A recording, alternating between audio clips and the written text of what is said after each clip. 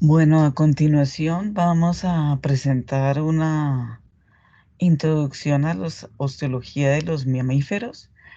Básicamente, los mamíferos son vertebrados que tienen como características, como cordados, un sistema nervioso dorsal conformado por el encéfalo y la médula.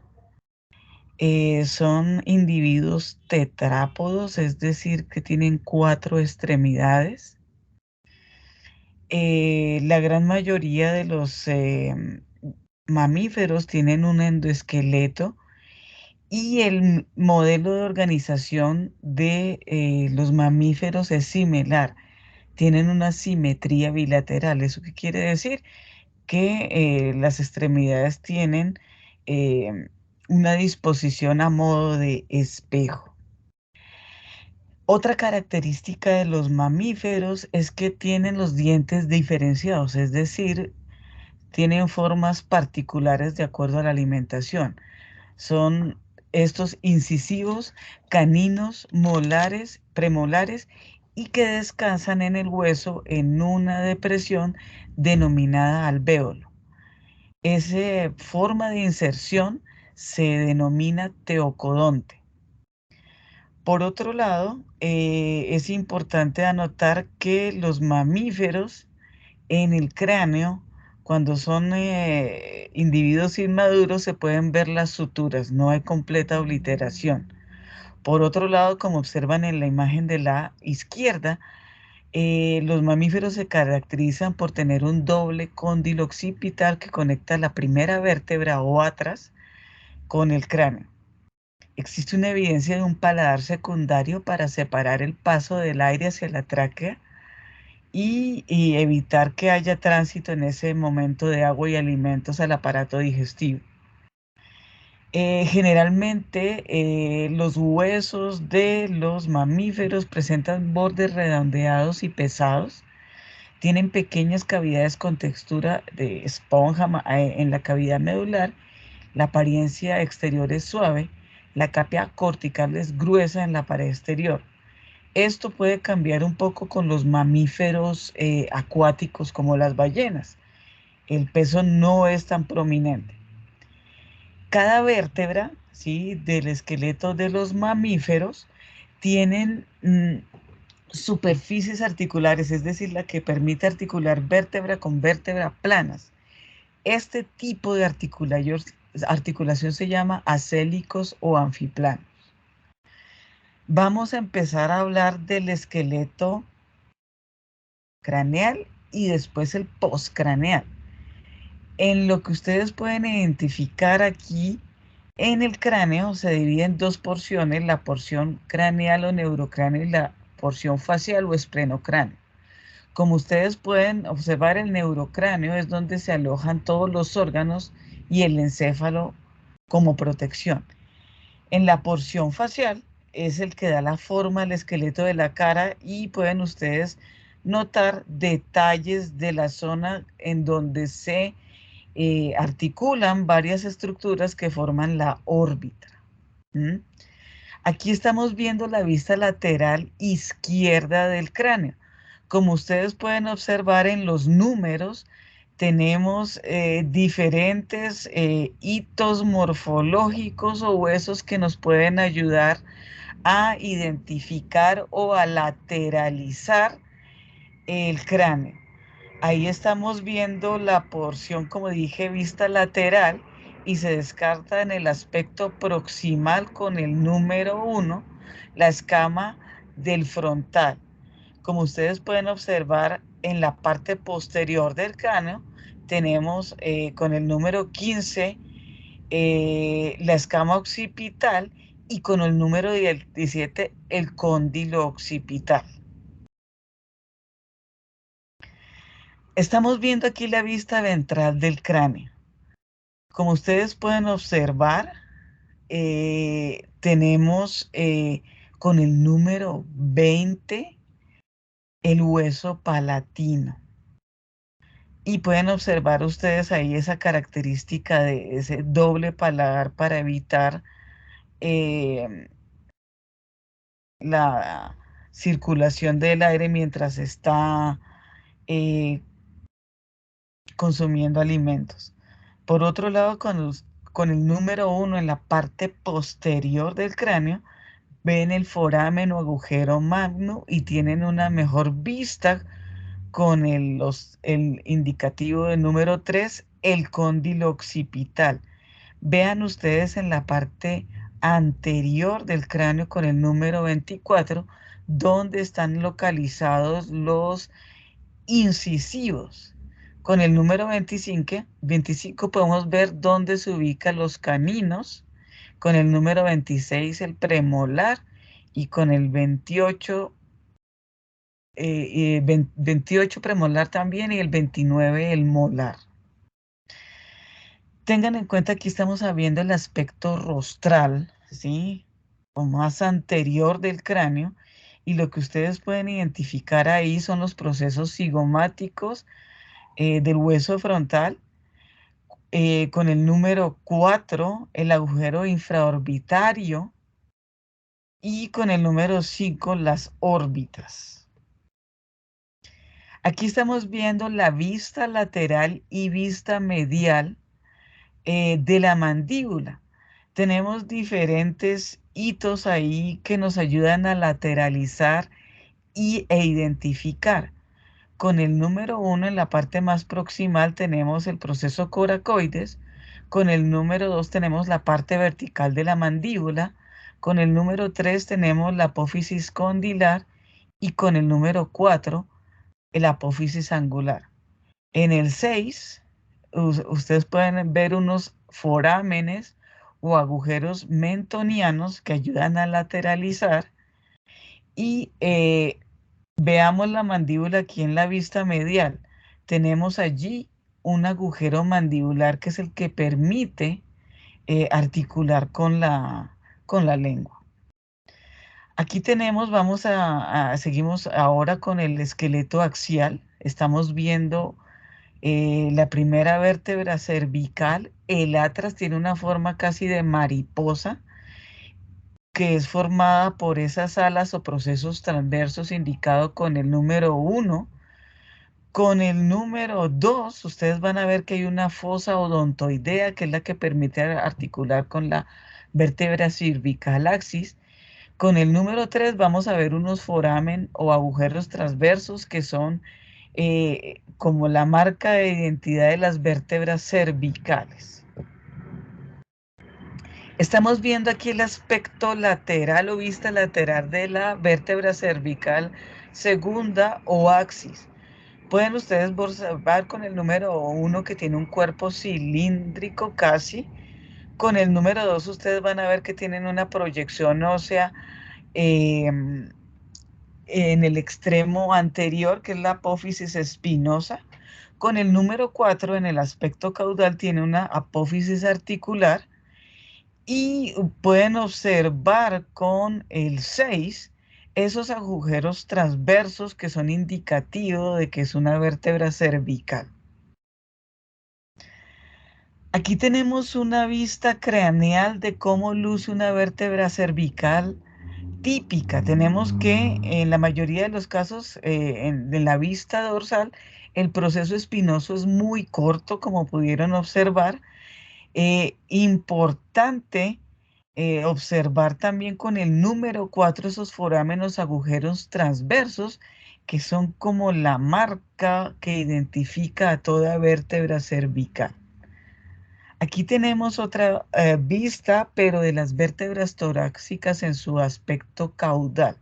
Como ustedes pueden observar, a diferencia de las cervicales, con el número 4, ese proceso espinoso que está orientado dorsalmente es prominente.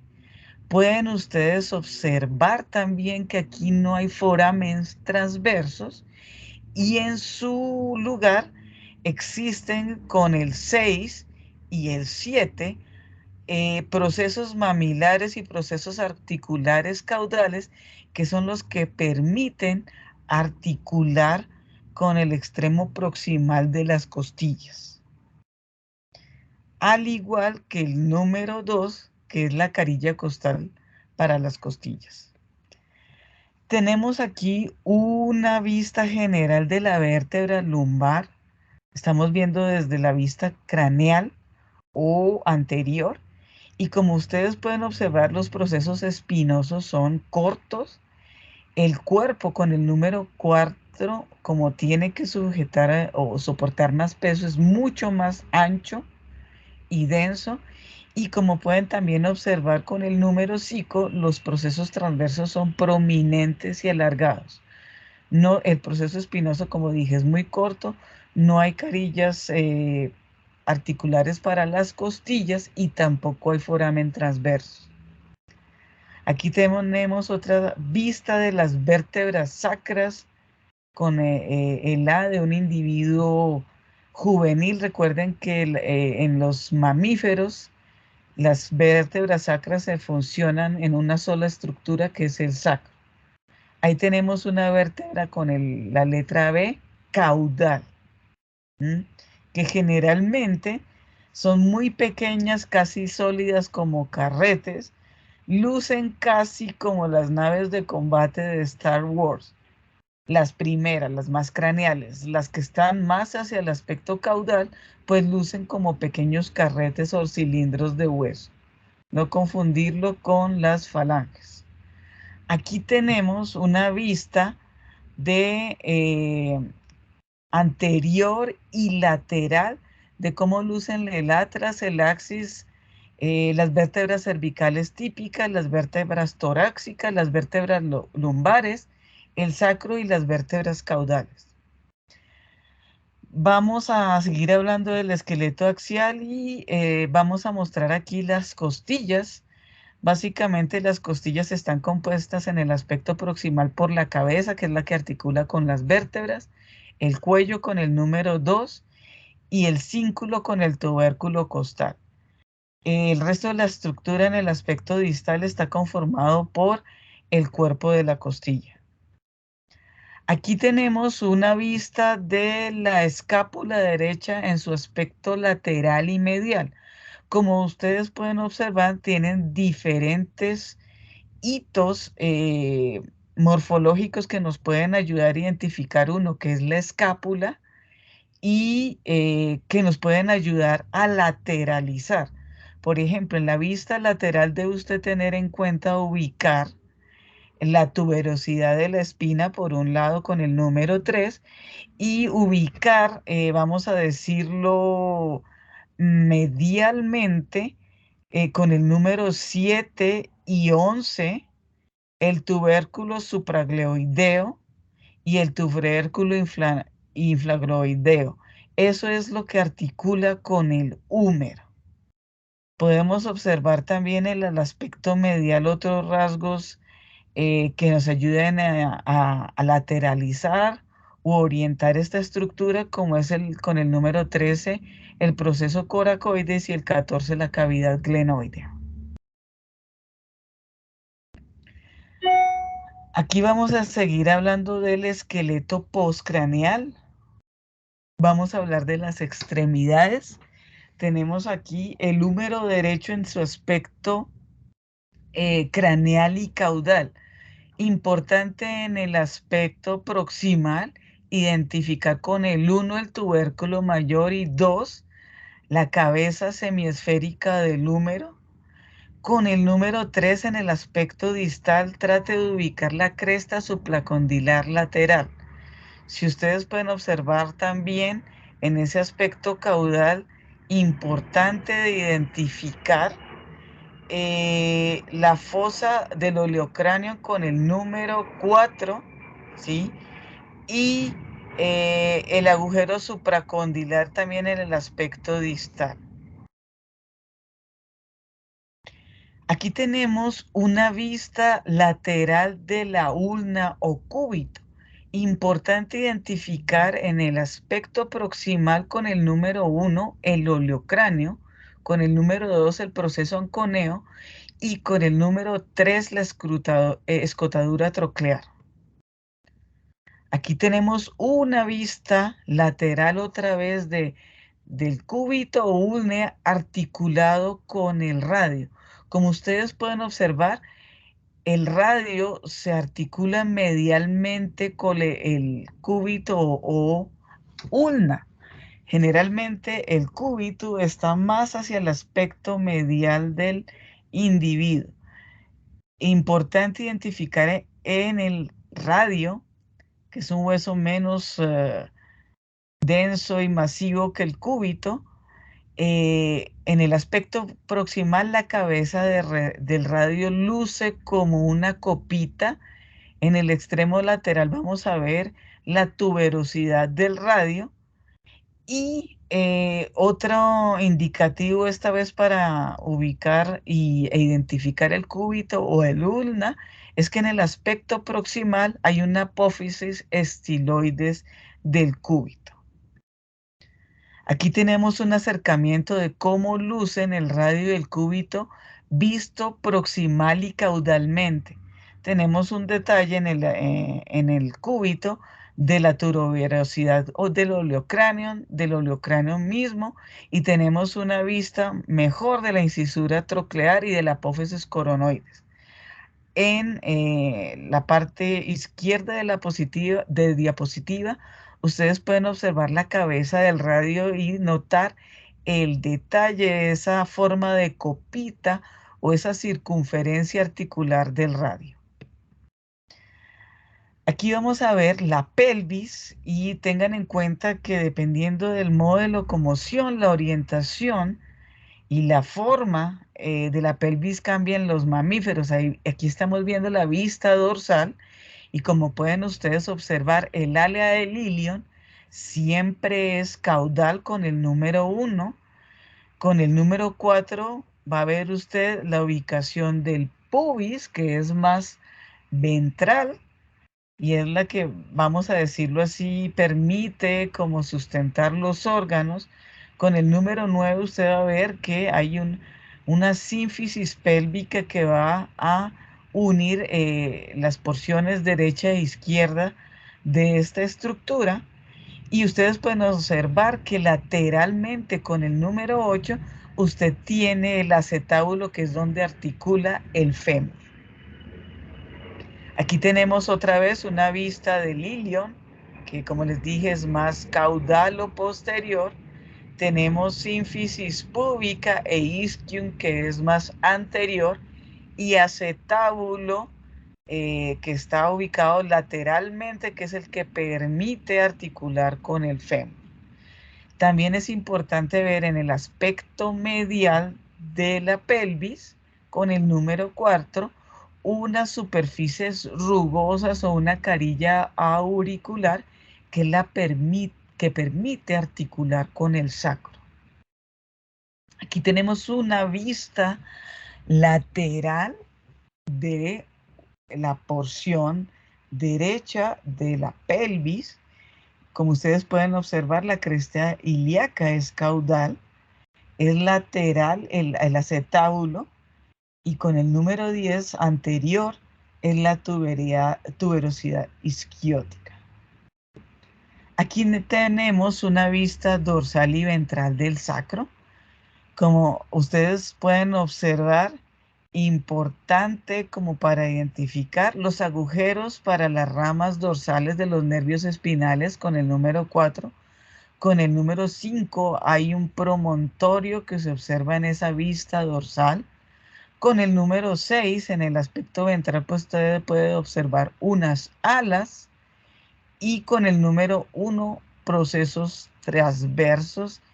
Con el número 3, procesos articulares. Aquí voy a empezar a hablar de las extremidades posteriores y del sesamoideo. Estamos viendo la vista craneal y caudal del fémur. Como ustedes pueden observar, en el aspecto proximal se identifica muy bien la cabeza del fémur, que es esférica, y hay una pequeña depresión en el fémur que se llama fovea en esa cabeza. Otro rasgo importante es ver con el número 3 el cuello. Con el número 4 en la vista caudal, usted puede observar el trocánter mayor, y con el número 5 el trocánter menor. Otro rasgo distintivo es esa fosa del trocánter con el número 6. En el aspecto distal, el fémur se caracteriza por tener dos cóndilos, uno lateral y una medial, identificados con el 8 y 9. Con el número 10, ustedes pueden identificar en el aspecto distal la fosa intercondilar. Y en la fotografía del centro de esta diapositiva, ustedes pueden observar la patela, ese hueso triangular. Aquí tenemos la vista medial de la tibia, y lo único que quiero que ustedes tengan en cuenta es con el 1 y con el 2 los cóndilos laterales y mediales en el aspecto proximal. En el 3 va a tener unas eminencias o prominencia intercondilar. En el aspecto distal ustedes pueden observar la cóclea con el número 4 y el 5 el maleolo medial. Aquí tenemos la vista craneal de la fíbula y o peroné, y como ustedes pueden observar es un hueso muy delgado, casi como una espina, y está articulado lateralmente con la tibia. En algunos casos, como los herbívoros, la fíbula a veces no existe o es una proyección vestigial de la tibia. Lo único que podemos ver es el extremo proximal, que es más ancho y prominente, el cuerpo o diáfisis de esta estructura, que es muy delgada, y el extremo distal, que es también muy prominente. Aquí tenemos los carpos en diferentes vistas: la visión dorsal, la visión proximal, la visión palmar y la visión distal.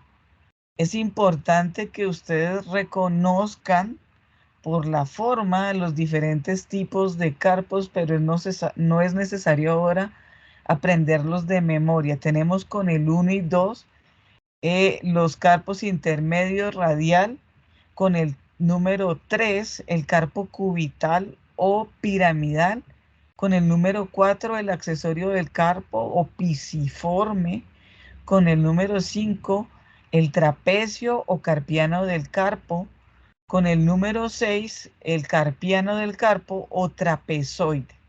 Con el número 7 tenemos el carpiano del carpo grande, entre otros. Ya vimos el esqueleto de la mano, los huesos del carpo. Vamos a tratar de ver los huesos metacarpianos y los huesos de los dedos o falanges. Aquí tenemos una visión dorsal. Esos huesos que ustedes ven numerados con los números romanos del 1 al 5 son los metacarpos. Ven ustedes la visión dorsal y la visión palmar. Para que ustedes vean la ubicación, los huesos están articulados con la letra M, el aspecto medial, y L, el aspecto lateral. Como ustedes pueden observar, en la M con el número 1 se observa ese metacarpo del dedo, vamos a decirlo, gordo, con las falanges de ese dedo. Aquí tenemos vistas de las falanges de los carpos, y también tenemos los metacarpos y metatarsos. Aquí tenemos una vista craneal de los tarsos izquierdos del perro. Como ustedes pueden observar, con el número 1 el hueso que se destaca es el calcáneo. Con el número 2 ese hueso que parece casi como un cóndilo es el astrágalo, donde se destaca más esas articulaciones o trocleas del astrágalo. Con el número 3 tenemos el hueso central del tarso, con el número 5 el tarsiano segundo, y con el número 4 tenemos el tarsiano número 1. Con el número 7 tenemos el hueso tarsiano número 4, y con el hueso número 6 el tarsiano tercero. Asimismo, como pueden observar con las letras M de medial y L de lateral, esa es la disposición que permite lateralizar y observar mejor las diferentes TARS. Aquí tenemos la vista lateral de las falanges de la mano. Como ustedes pueden observar, las falanges están compuestas por una base, por un cuerpo y por una cabeza. Tenemos que la primera falange, la que articula con los metacarpos, es la primera falange o falange proximal, que es mucho más alargada. Tenemos una falange medial que luce casi como una copa de champaña o segunda falange. Y la tercera falange o distal, que en el extremo distal tiene en algunos casos proyecciones a modos de garra. Aquí tenemos esa falange distal donde ustedes pueden identificar la cerneja unguicular, la suela y el borde dorsal, que es lo que conforma la garra.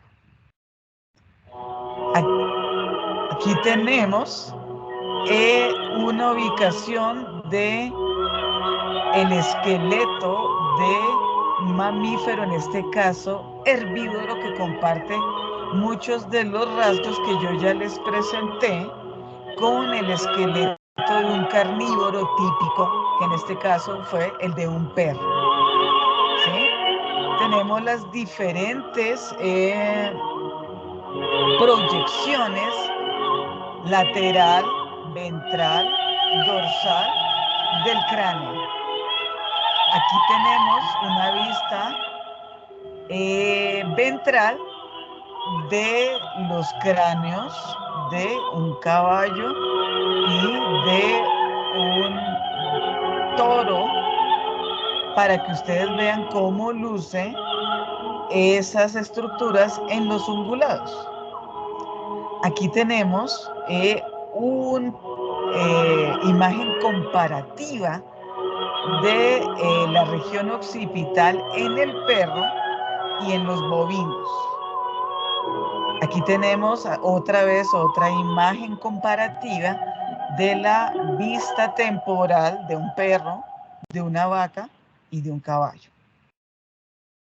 Tenemos aquí, para que ustedes como información, imágenes y rasgos de cómo lucen los equinos y bovinos, así como elementos que les pueden ayudar a identificar.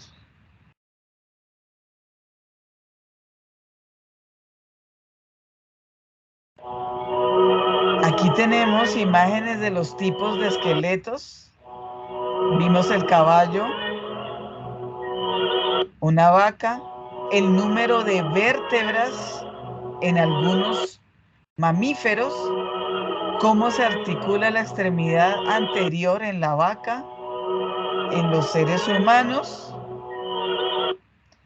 en la extremidad anterior humano en los humanos, la extremidad posterior en los perros, en los seres humanos, la pelvis en diferentes vistas o hueso coxal también la denominan, las diferentes extremidades anteriores en mamíferos, las diferentes extremidades y estructuras, falanges, metatarsianos en los mamíferos y cómo se observan de manera diferencial los dígitos. Aquí tenemos una vista de los ungulados y de los artiodactilos.